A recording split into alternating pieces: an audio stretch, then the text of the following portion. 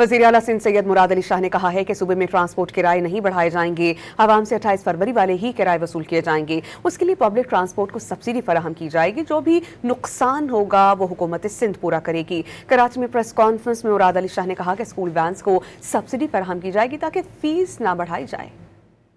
बस के लिए अलग है, मिनी बस के लिए अलग है, कोस्टर के लिए अलग है, लेकिन ये इनसे वादा किया है कि आपका जो भी खर्चा होगा, हम एक एक बस पे तो नहीं जा सकते, लेकिन जनरली बसों पे जो शहर के अंदर चलती हैं, जो इंटरसिटी चलती हैं, उनकी जो फ्यूल कंजम्पशन है उसके हिसाब से जो इनका एडिशनल खर्चा हो रहा है डीजल की कीमत बढ़ने की वजह से, वो हुकूमत सिंध पूरा करेगी। ट्रांसपोर्टर्स के ज़रिए हम आवाम को फ़ायदा दे रहे हैं जो इनकी ट्रांसपोर्ट इस्तेमाल करते हैं, इसलिए कि ट्रांसपोर्ट के किराए नहीं बढ़ेंगे।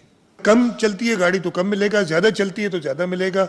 हम एक एक गाड़ी का हिसाब नहीं लगा सकेंगे, लेकिन रूट के हिसाब से हिसाब ज़रूर लगा लेंगे। मैंने कल रात को ही एजुकेशन डिपार्टमेंट से कहा है कि ये इंश्योर करें कि जो बच्चों की सुजुकी वैन्स हैं, वैगन्स हैं, वैन्स वगैरह जो बच्चों को स्कूल ले जाती हैं, उनका किराया वो ना बढ़ाएं, उनके लिए भी हम यही स्कीम रखेंगे। हम पेमेंट वो सब्सिडाइज जैसे हम पैसेंजर्स को कर रहे हैं, हम स्टूडेंट्स को भी करेंगे।